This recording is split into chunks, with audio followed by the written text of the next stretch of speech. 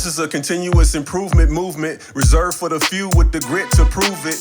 Good morning. I'm Calvin Williams, and I'm here with my lovely co-host, Maria Williams, and this is the Ticket to Freedom podcast. Today, we got a great episode planned for you. We got a study that was released just today called Another Look at Warehouse and DC Operational Metrics. And you know, we are very passionate about continuous improvement, and I would say that metrics and data are the lifeblood of CI, or maybe the nervous system. Yeah, nervous system. Is that better? Better analogy? This one was released by Howard Coleman at PHPC Professionals, and it talks about a study that was recently conducted by Gartner that listed some of the most commonly used metrics in the warehousing and DC industry. So some of the ones listed here are warehouse capacity and utilization. We've got inventory accuracy. We've got shipped order accuracy. We've got order fill rate. We've got turnover rates and things like that. So Maria, you had a chance to look at the study as well. What were some of your key takeaways? Yes, Calvin, some of my key takeaways were that, first of all, you have to choose the right metric. Believe it or not, that is one of the hardest things to do, because in the warehousing operation, you can have hundreds of metrics. And which ones of those are you going to pursue?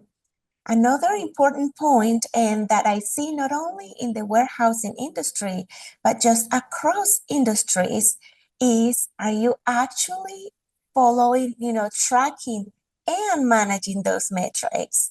Because sometimes we don't have the right systems to track them often enough. Sometimes we're just not collecting the right information.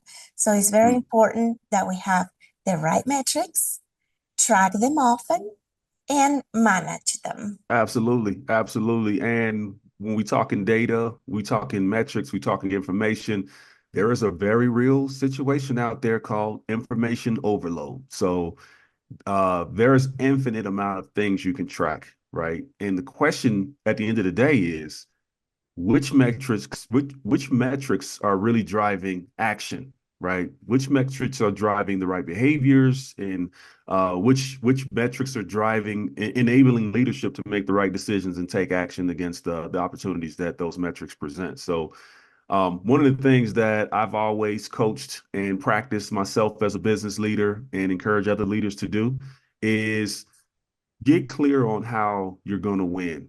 So some of the metrics that Gartner identified, right? Capacity utilization, inventory accuracy, shipped order accuracy, and things like that. Those are great management metrics, right? Are we keeping all the cups full, right? Which cup is getting low, and let's jump into crisis reactive mode and fix that, right? But there's also what I like to consider more proactive metrics, right? And that's like, all right, we're a company, we operate in a space, our customers have choices. Why are our customers, and even, maybe just as importantly, target customers, choosing the other guy versus us, right? What are they doing better? Is it speed? Is it quality? Is it cost? Is it flexibility, right? Is it relationship? What are the, where are we going to play so that we can win in the market, right? And that's something that needs to be decided at the highest levels within the company and then cascaded in, right? And I like to tell companies to focus on what's most important to improve right now. And if you don't have metrics in place to see that and take action against that, then job one is to get those metrics in place, right? You need to see where you are and get a good, clear view on where you want to be. Mm-hmm. That's right. And Calvin, you mentioned these metrics get chosen at the highest levels in the company. I think it's also very important to mention that leadership not only chooses the metric, but they have to be heavily involved and invested. So once the metric is chosen, leadership should personally follow, track this metric. They shouldn't be having to ask people once a week what's going on with this. They should show ownership and, lead the company into the improvement process of this metric. engage people. What is happening? Are we making progress? Do you have ideas for improvement? And if you do have ideas for improvement, okay, if we have a problem, let's do a root cause analysis, for example. Then let's make a plan to fix the problem, gather the people, gather the resources, have a deadline. It requires a lot of management, not just gather the metric, know what's happening. There is a lot of behind the scenes that need to be going on in order to be able to use this metric in a positive way. Absolutely. And you're right. I mean, leaders need to take it personal, right? Too many leaders take this delegate and wait approach to improvement as if it's not their job, right? Right. We got people in place, it's their job to drive improvement, but leaders need. I once worked for a company, and I had a boss who was a senior level leader, right? I think at the time they were senior vice president of the company, right? And I was driving some Kaizen events and things like that. And I would always tell the leader, like, hey, we need you to be there, right? We need you to show up. We need you to take it seriously because, if you're not prioritizing this, if you're not showing up, then other people aren't going to prioritize it. They're not going to show up either, right? I can carry it so far, but it takes your presence and your visibility to help them see that this is serious, right?